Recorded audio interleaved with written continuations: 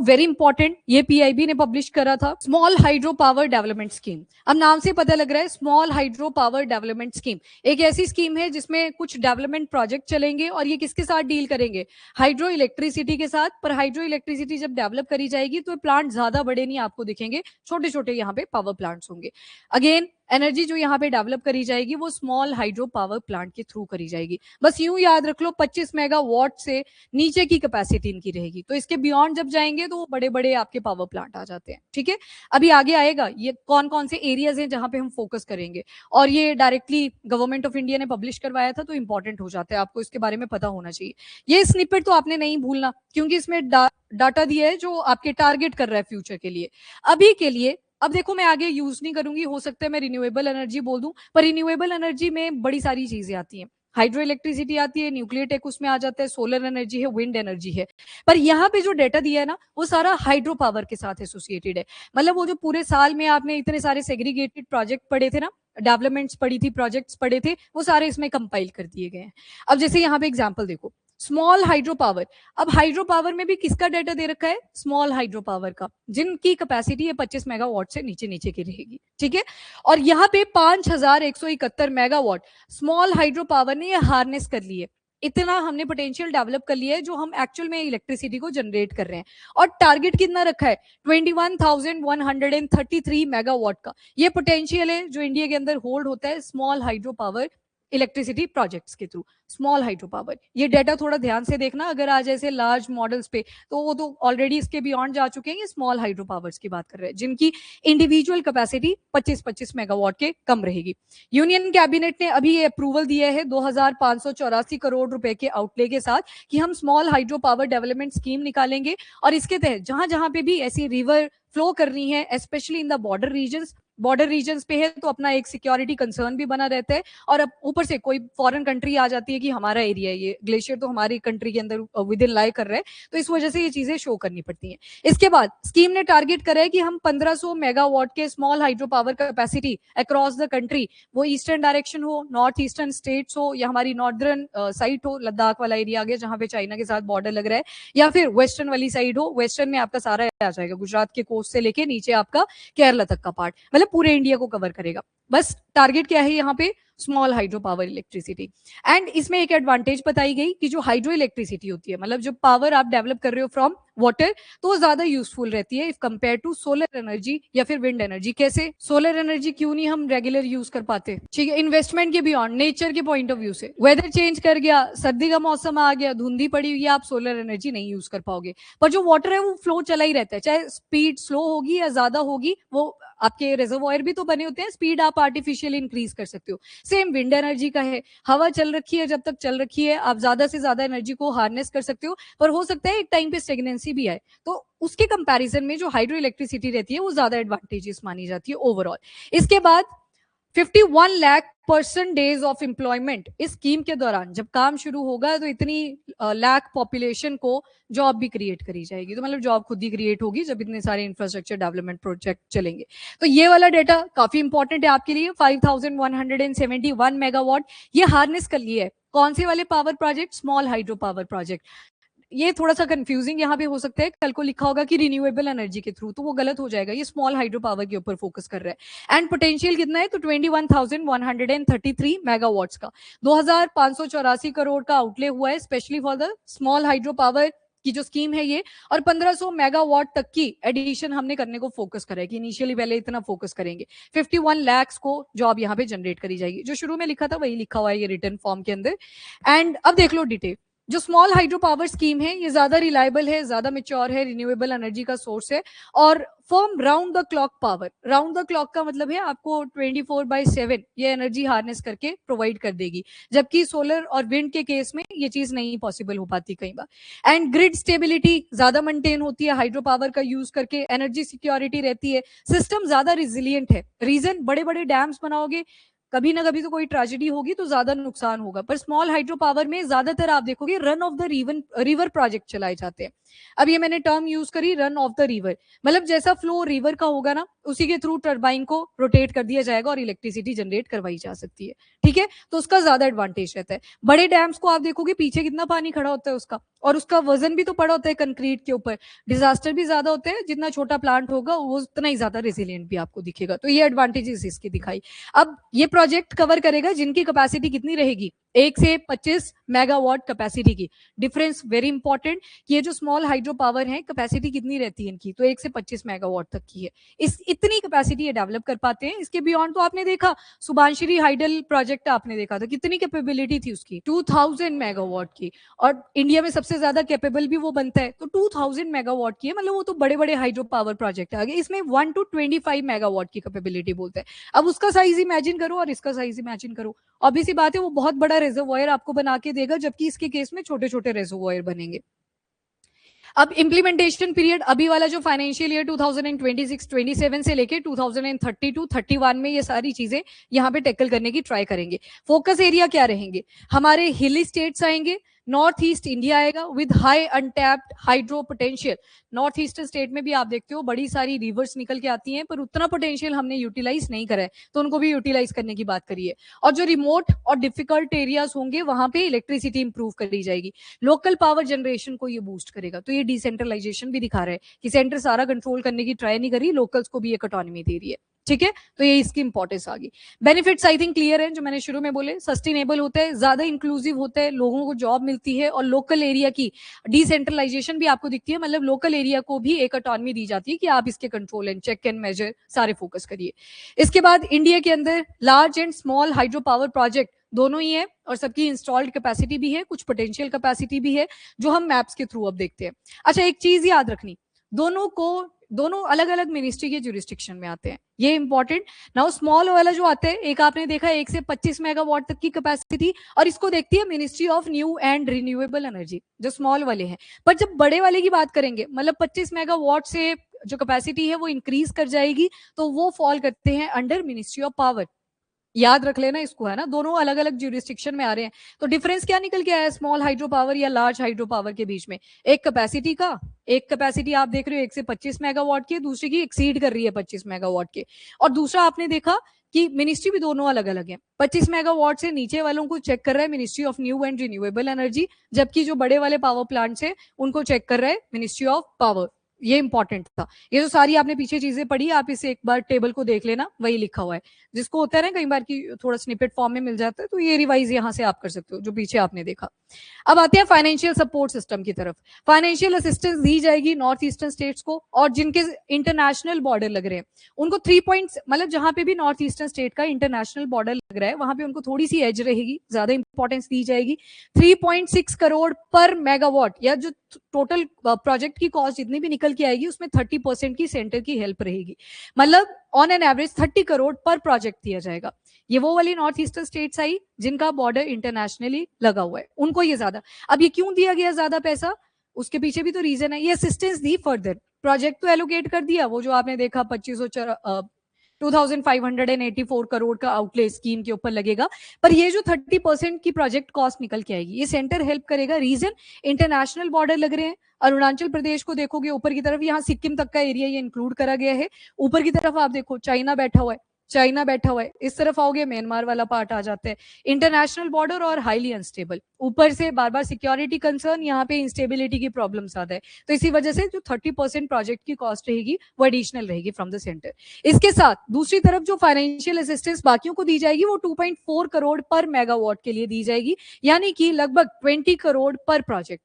मतलब यहाँ पे उतनी ज्यादा इंपॉर्टेंस नहीं बची, बट स्टिल एनर्जी यूटिलाइज करनी है। नॉर्थ ईस्टर्न रीजन की आपको इंपॉर्टेंस पता है, एक छोटे से पार्ट के साथ हम कनेक्टेड है, यहाँ पे मेनलैंड बोल देते हैं, ये थोड़ा सा पार्ट साइड में है, कनेक्टिविटी के इश्यूज बहुत ज्यादा है। सिलीगुड़ी कॉरिडोर आता है, बस इतनी सी कनेक्टिविटी है, तभी तो इतने सारे ऑल्टरनेटिव रूट्स निकालने की ट्राई करते हैं। तो फाइनेंशियल असिस्टेंस इनको ज्यादा है कंपेयर टू जहां जहां पे बाकी के स्मॉल हाइड्रो पावर प्रोजेक्ट लगेंगे। इन्वेस्टमेंट एंड इकोनॉमिक इंपैक्ट, लगभग 15,000 करोड़ की इन्वेस्टमेंट ये अट्रैक्ट करेगा जब ये वर्क शुरू हो जाएगा, और आत्मनिर्भरता को भी शो कर रहा है। पाइपलाइन डेवलपमेंट और जो फर्दर डिटेल प्रोजेक्ट रिपोर्ट्स है वो भी सबमिट करनी शुरू हो चुकी हैं। मिनिमम 200 प्रोजेक्ट्स के आसपास ये इनिशिएशन होगी, क्योंकि छोटे हैं ना प्रोजेक्ट, रिवर्स बहुत सारी ऐसी छोटी छोटी, तो 200 के आसपास ये रहेगा। इसके बाद इंप्लॉयमेंट जनरेशन 51 लाख, ये आपने देख लिया, इतना इसका पोटेंशियल है, ये आपने सारे पढ़ लिए। सस्टेनेबल, इंक्लूसिव है, क्लीन सोर्स है एनर्जी का, वोल्टेज स्टेबिलिटी रहेगी, रिमोट एरियाज या जो डिफिकल्ट टेरेन वाले एरिया है उनको ऑन द स्पॉट वहीं पे पावर ग्रिड्स मिल जाएंगे, तो इसके एडवांटेजेस हैं। रूरल इलेक्ट्रिफिकेशन के ऊपर फोकस करेगा। Cost effective long term project है, मतलब कॉन्टिन्यूटी में आपको एनर्जी भी जनरेट करके देगा, उतनी महंगी भी आपको यूनिट्स नहीं मिलेंगी। स्मॉल इंडस्ट्री और सेल्फ एम्प्लॉयमेंट को एनकरेज करेगा। डायरेक्ट और इनडायरेक्ट एम्प्लॉयमेंट्स बहुत ज्यादा जनरेट होंगी। डायरेक्ट तो यही कि इंफ्रास्ट्रक्चर प्रोजेक्ट लगना है, आ जाइए, बाद में उसको मेंटेन भी तो करना है, तो उसके लिए भी कोई चाहिए होगा टीम, तो डायरेक्ट एंड इनडायरेक्ट बहुत सारी इंप्लॉयमेंट जनरेट करेगी। एंड इकोलॉजिकल फुटप्रिंट, बड़ा डैम बनाना है तो ऑब्वियस सी बात है ज्यादा बायोडाइवर्सिटी को आप नेगेटिवली इंपैक्ट करोगे। वहीं पे छोटा सा बनना है, वो भी रन ऑफ द रिवर के ऊपर, मतलब रिवर के फ्लो के ही ऊपर आपने प्रोजेक्ट बनाना है, तो ऑब्वियस सी बात है उसमें इकोलॉजिकल कंसर्न उतने नहीं होंगे जितने बड़े बड़े प्रोजेक्ट की वजह से आए थे। तो ये चीजें आपने याद रखनी है। ये पोटेंशियल बताया हुआ है। अभी के लिए साइट्स कितनी है, जगह कितनी है, तो 7133 साइट्स जहां से कैपेसिटी इंस्टॉल कर दी गई है, पर इसका पोटेंशियल कितना है, 21,133 मेगावाट का ये पोटेंशियल बताया साइट्स के हिसाब से। और 1202 ये ये पोटेंशियल बताया, मतलब जो हम हार्नेस कर सकते हैं, ये वाला यूटिलाइज्ड है, कम ही होगा ना यूटिलाइज, ज्यादा तो पोटेंशियल है हमारा। पोटेंशियल मतलब जो हमने अपनी ताकत अभी यूज नहीं करी, एंड यूटिलाइज मतलब जो यूज कर लिया, जहां पे इंस्टॉल्ड कैपेसिटी आपको मिल जाएगी। तो 1202 साइट्स के ऊपर हमने 5171 मेगावाट की इलेक्ट्रिसिटी को यूटिलाइज कर लिया है, ये एनर्जी हमने यूटिलाइज कर ली है। वो पोटेंशियल है जो फ्यूचरिस्टिक है, जिसके लिए स्कीम भी लॉन्च करा गया कि जब यहाँ पे इन्वेस्टमेंट करेंगे तो लोकल इंफ्रास्ट्रक्चर भी डेवलप करेगा। ठीक है, इसके बाद ये सारा वही है लिखा हुआ जो हमने पीछे पढ़ा।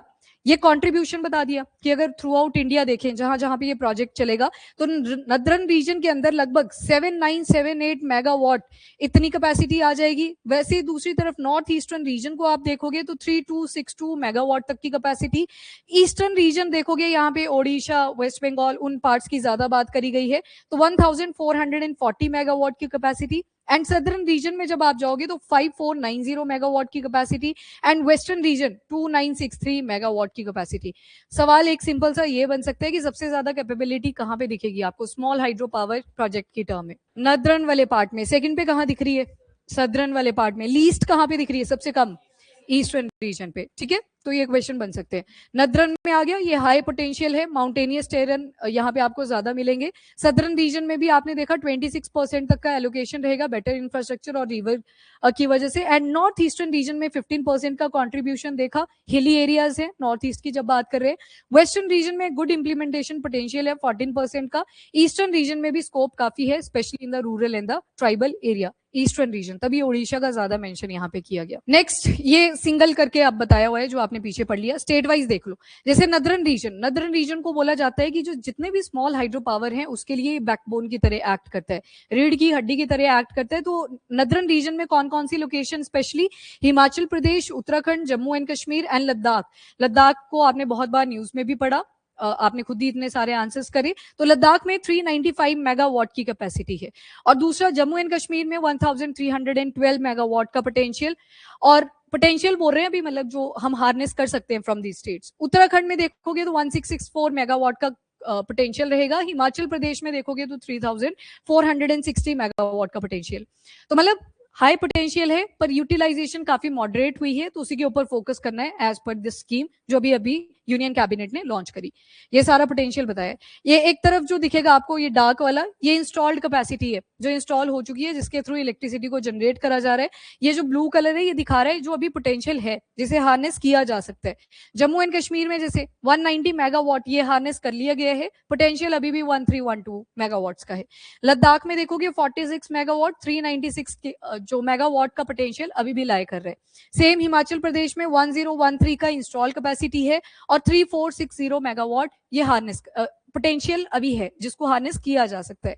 सेम यहाँ पे Punjab, same Uttarakhand, same for UP. ये सारे याद नहीं रहेंगे, आपने सिर्फ अपना स्टेट का देख लेना है एंड कंट्रीब्यूशन देख लेनी है। जैसे आपने देखा नदरन रीजन में ज्यादा पोटेंशियल है if compare to north eastern states है। ठीक है, सबसे लीस्ट आपने देखा ईस्टर्न रीजन में आपको मिलेगा।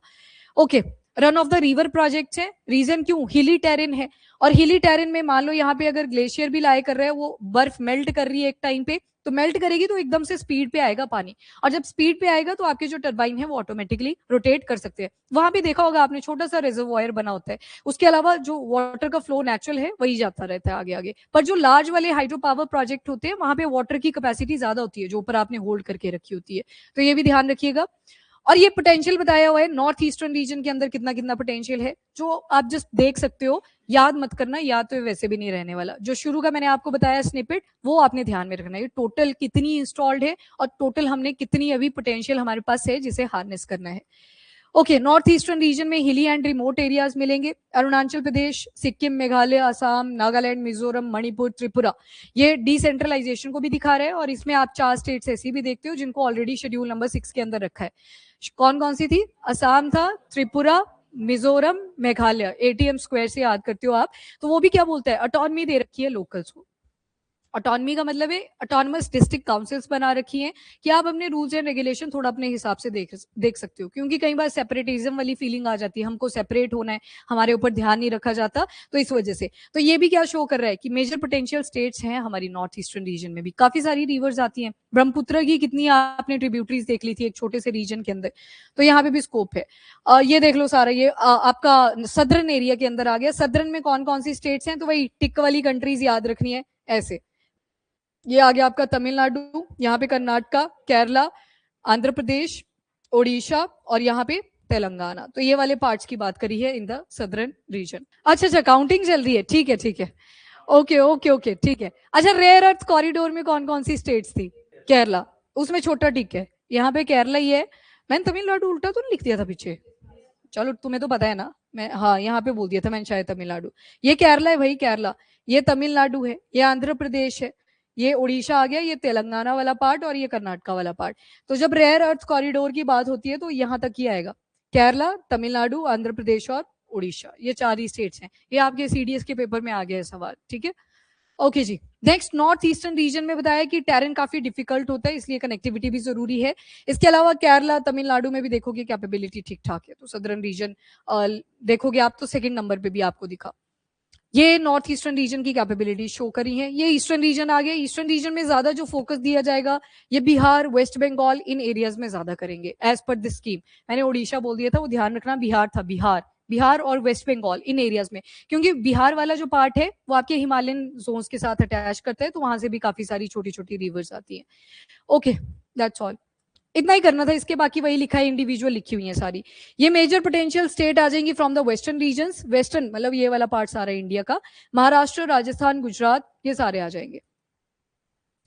चलो, आई थिंक क्लियर है आपको ये आर्टिकल, कुछ भी नहीं था इसमें, यही थी कैपेसिटी याद रखनी थी, मिनिस्ट्री कंपेयर करा डाटा आपने कि किसके पास सबसे ज्यादा कैपेबिलिटी है, किसके पास कम कैपेबिलिटी है, क्यों इनको इंपॉर्टेंस दी जा रही है। ईस्टर्न में याद रख लेना 2 स्टेट्स थे, बिहार एंड वेस्ट बंगाल। बाकी वेस्टर्न फ्रंट पे आपने देखा महाराष्ट्र वगैरह को इंक्लूड करा है अप टू गुजरात।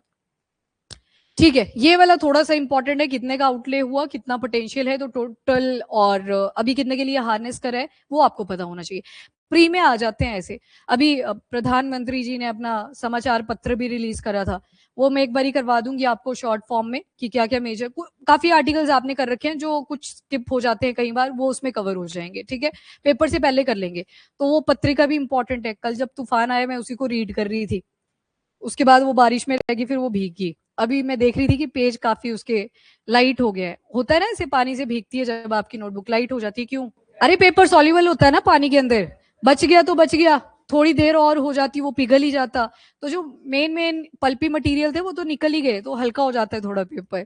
चलो ठीक है, चलो ठीक है, ये आर्टिकल कर लेंगे आप। ये प्री के पॉइंट ऑफ व्यू से data is important, and mains के पॉइंट ऑफ व्यू से जो आपने कॉन्सेप्ट यहाँ पे देखे।